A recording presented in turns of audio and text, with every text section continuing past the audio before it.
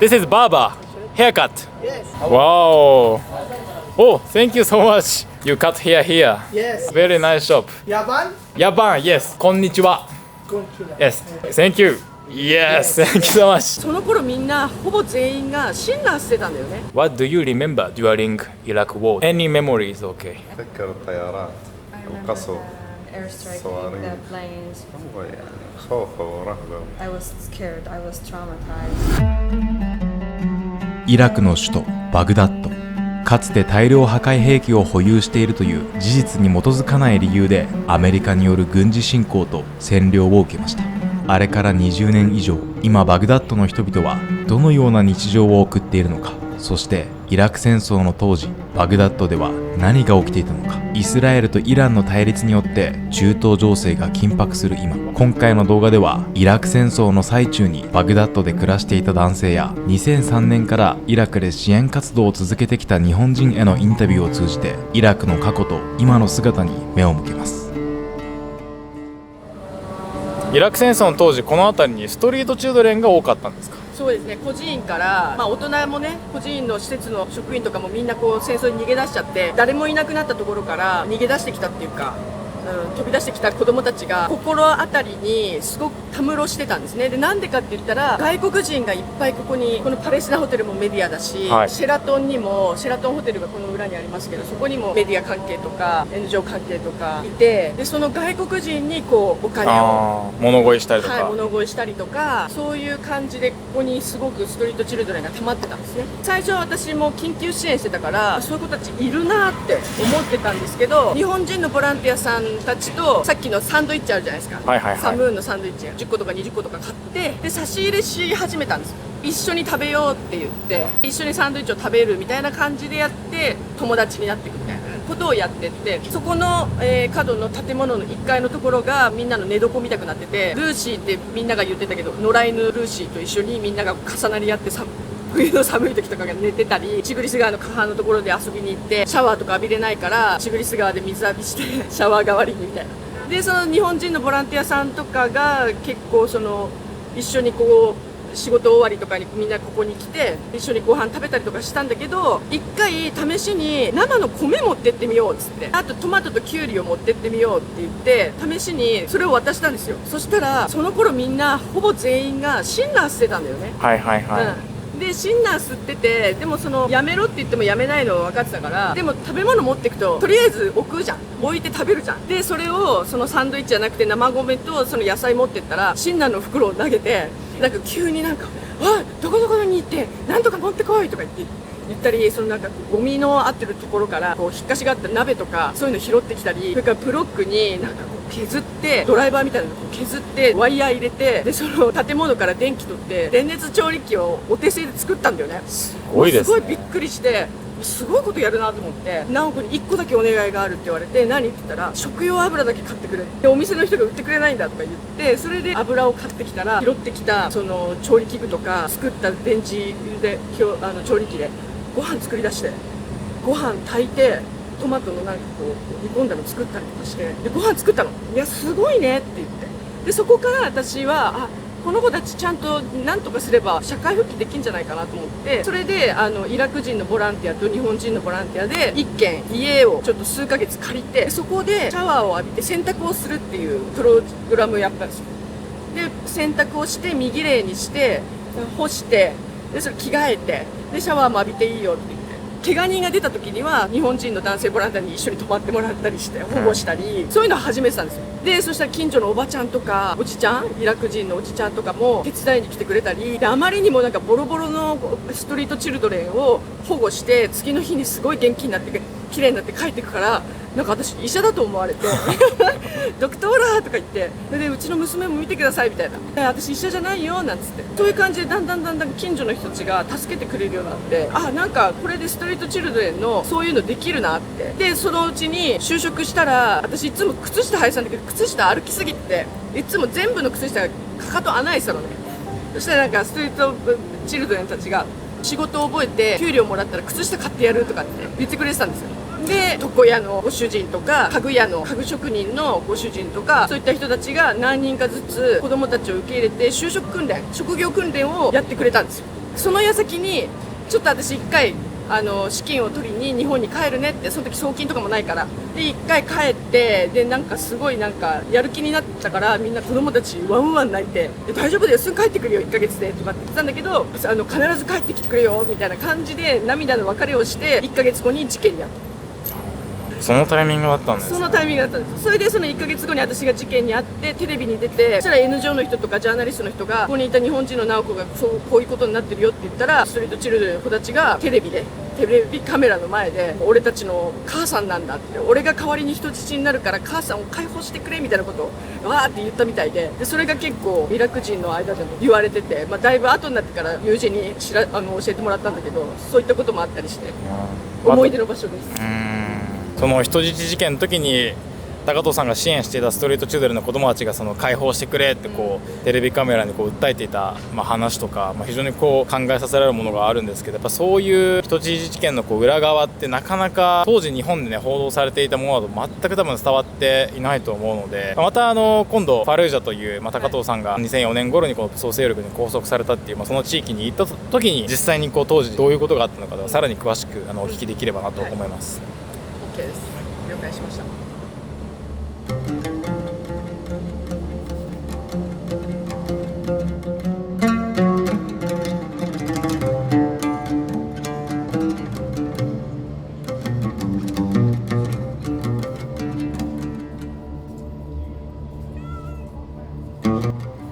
今回バグダッドでドライバーやってくれているアフマドさんとはどういう関係なんですか？はい、アハマドのお父さんが2003年当時一緒によく働いて通訳として一緒に動いてもらったことがあり、彼は当時14歳ぐらいだったんですけど、毎日お父さんが来てる時に時々一緒に来てて、だから2003年当時子供の時に会ってます。じゃあもう20年来のそうですね。付き合いがある家族の、息子さんみたいな感じで。I have one question about him. What is your job? شغل He's working with a German organization 日本の NGO ですよね。じゃあ普段はそこでスタッフ。Okay. as a driver. And I have one more question. What do you remember during Iraq War 2003? Any memories? Okay. أتذكر الطيارات القصف like the airstrike, صواريخ. the planes. يعني هو خوف ورهبة. I was scared. I was traumatized of the situation during that time. ماكو ما حصل اشتباكات بس وراها مفخخات. After then, like the bombs happened, like in many areas. Like after Iraq War, what kind of changes have you seen in Baghdad? ما رجعت للأسوأ. ما صارت تغييرات يعني. There is no like big difference or big change. Like it's become worse. ماكو يعني قانون. ماكو سلطة قوية. حرية There is like always like nervous tensions. There is we were scared as always, and we were nervous as always. The kidnapping and killing it always happens. Actually, I don't know these 20 years, but I came to Baghdad today and I see the town looks like peaceful and people are very friendly and now it looks stabilized. So how is your current life right now, like in 25? Yeah. توجد سلطة ولو مو سلطة قوية يعني بس توجد يعني إذا أحد تحرش أو شيء يقدر يشتكي يجيبوه. To some extent, if we compare, it's stable. The situation, it's stable. If there is kidnapping happened or something, somehow or to some extent, they can control or they can, manage those kind of issues. What are you proud of in Iraq culture or Iraq life? Yeah, what is the biggest you are pride of Iraq culture, Iraq life? كتاريخ كحضارة يعني كتاريخ العراق أفتخر به يعني إني ذكر تاريخ العراق. Proudly about I can speak about the history of Iraq and also the heritage of Iraq. Actually, even the Japanese students learn about the history of Iraq or Mesopotamia. Yeah, so yeah. Thank you so much for your cooperation. Shukran. Thank you. アッサラムアライクム How are you? いや今撮影してたら This is barber haircut haircut shop Okay thank you so much シュクラン Yeah we are from Japan Thank you so much シュクラン Thank you Wow Oh thank you so much Yeah thank you なんか水全然知らないところお水をもらいましたね Thank you very much いやホスピタリティがすごいこれがイラクのバーバーショップです。Oh, you cut hair here? Yes. I see. Wow, very beautiful. Very nice shop. Yes, very nice shop. Japan? Japan, yes. Japan. Japanese. Japanese, yes, Japanese. Yeah. Assalamu alaikum is konnichiwa. Yes. Hello is konnichiwa. Yes, konnichiwa. Okay, thank you very much. Thank you. Yes, thank you so much. Thank you. Okay. Thank you. Shukran.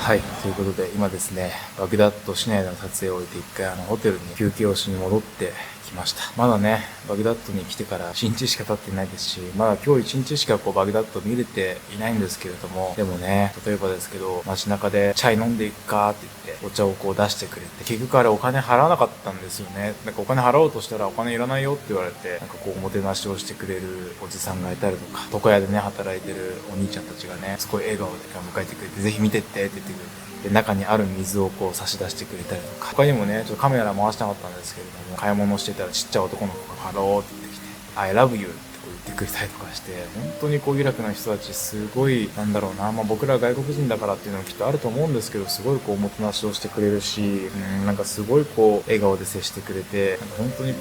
イラク来てよかったなーってもう今日の時点で感じてるんですけど、逆に一方でね、もう20年前のこととはいえ、こういう本当に親切におもてなしをしてくれる、すごい優しく接してくれている人たちを、私たちは間接的に傷つけていた。アメリカがイラクに侵攻していって、でやっぱり日本も当時ね、小泉首相が、その当時の小泉首相がイラク攻撃を国として支持しますっていう声明を発表したりとか、いろいろ議論はあると思うんですけども、少なくとも日本も国として自衛隊を派遣するとか、そういうことをしていて、やっぱり間接的にイラク戦争っていうものを支持してしまった。直接的ではないけれども、間接的に当時の日本は、当時の私たちはすごい優しく接してくれているイラクの人たちを、すごく優しい普通の人たちを私たちは傷つけてしまっていたかもしれない。そういうことを考えるとね、やっぱりテレビのニュースだけは見てると、なかなか一人一人の顔って見えてこないけど、やっぱり世界中にその土地の人たちのことをちゃんと知って思いを馳せると、やっぱり戦争とかそういうものって本当に絶対にあってはならないなと思うし、間接的にイラクの人たちを傷つけてしまっていたかもしれないってことを考えると、非常に考えさせられるものがありますね。当時僕はまだ小学生だったので、正直戦争のこともよく分かってなかったし、税金を納めてるという立場でもなかったけれども、日本人としてイラク戦争っていうものと、本当にあの戦争は何だったんだっていうことで、やっぱり改めて真剣に向き合うっていうことが、戦争で亡くなった人たちへのせめてものを償いになるし、同時にこれからの平和な世界を築いていく上で本当に大事なことなんじゃないかなっていうふうに今改めてこうやって現地に来てイラクの人たちとコミュニケーションする中で今感じていますね。さっき自分でもね撮影しながら話したんですけれども、今回初めてイラクに来て現地の人たちとコミュニケーションをとっていて、いろんな国行ってきたんですけれども、イラクの人たちすごい人当たりがいいというか、ちょっとこっちが申し訳なくなる本当に YouTuber ですごいみんな興味を持ってくれて、チャンネル登録者も何人か増えましたし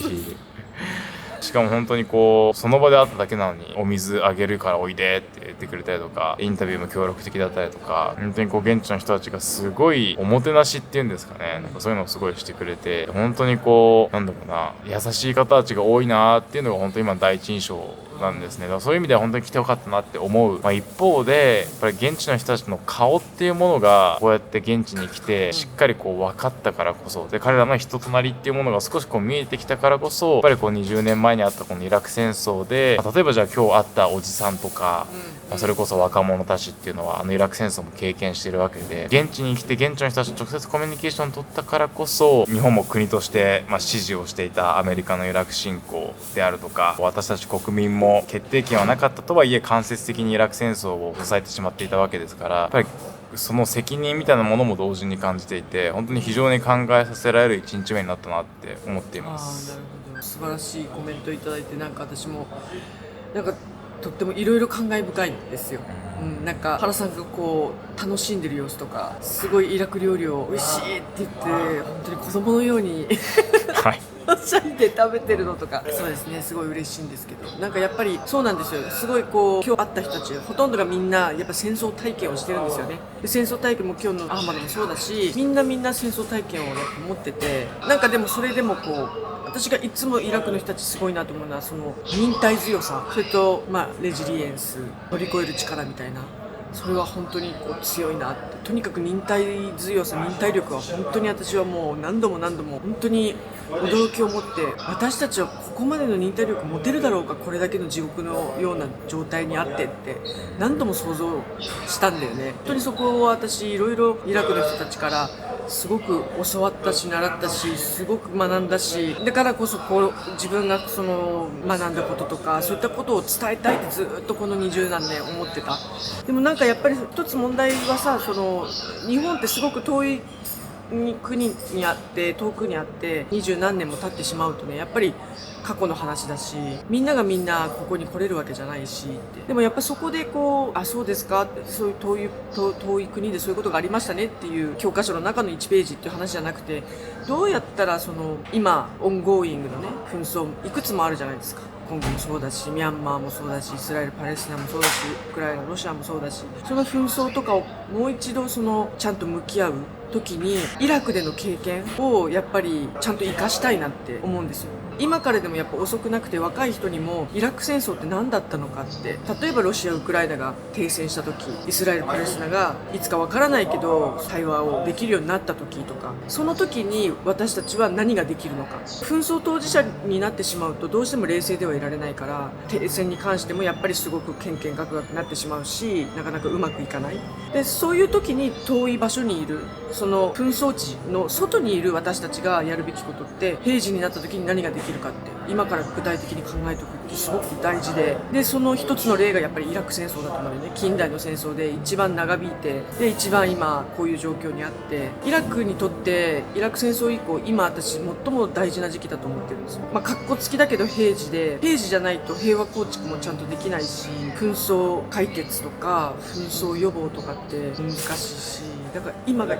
一番大事だと思うし、でそれから紛争地ではない例えば日本の人たちにとっても一番やっぱり大事、今すごく深刻な紛争を世界は抱えている、分断がどんどん広がっていくような流れになっている中で、どうやって次の紛争を起こさないようにするかとか、それを考えられるのは紛争地以外のところにいる私たちの責任でもあるのかなって。そういう意味でもイラクのことは今からでも遅くないので、何があったのかを知ってもらえると、紛争を予防するための解決法っていうか、何か一つのヒントみたいなもの、そういったものがイラク戦争から分かるんじゃないかなと。今までのこのテレビのニュースとかを通じてイラクを見てきた人たちにとっては、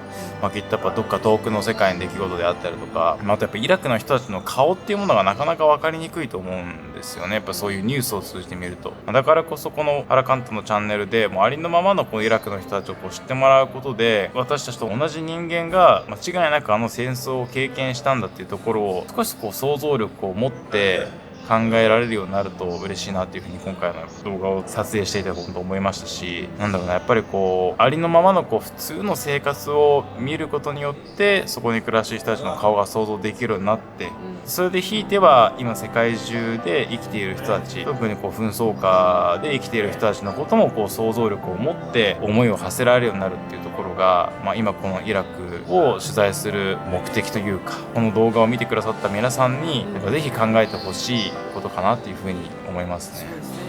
なんかそこに一つやっぱり私たちが日本に生まれた意味みたいなものとか、そういったものを私は常々感じたりとかしてる、何かあるできることが、日本に生まれた意味がある気がする。その紛争の当事者になるとどうしても冷静に考えられなくなってしまうからこそ、逆にある意味、少なくとも戦争はないっていう意味で平和な社会に暮らしている私たち日本人だからこそできることもある、そういったところが伝わるといいなというふうに思いますね。引き続きイラクの今のこのありのままの生活をこう切り取って取材をしていきたいというふうに思いますので、明日からもよろしくお願いします。よろしくお願いします。テレビのニュースを見ているだけでは伝わらないイラクで暮らす人々の表情や日常。この動画が現地のありのままの生活に触れるきっかけになり、中東をはじめ今もなお戦争の影響下で生きる人々に思いを寄せるきっかけになれば嬉しいです。ぜひ動画の感想をコメント欄で聞かせてください。まだまだ続くイラク取材。次回は圧倒的なボリュームのイラク料理をたっぷりとご紹介します。次回以降の動画も見逃さないようにチャンネル登録がまだの方はぜひこの機会にチャンネル登録よろしくお願いします。海外で活躍する日本人や大手のメディアでは知れない世界の実情をもっと知りたいという方、ハラカンタの YouTube 活動を応援していただけないでしょうか。ハラカンタの海外取材はハラカンタを応援するサポーターズクラブの皆様のご支援によって成り立っています。もしハラカンタの活動を支えてくださる方がいらっしゃいましたら、ご無理のない範囲で構いません。マンスリーサポーターになっていただけないでしょうか。一口1000円からご加入いただけます。少しでも興味のある方、概要欄のリンクからサポーターズクラブのホームページをご覧ください。ということで今回も最後までご視聴くださりありがとうございました。また次回の動画でお会いしましょう。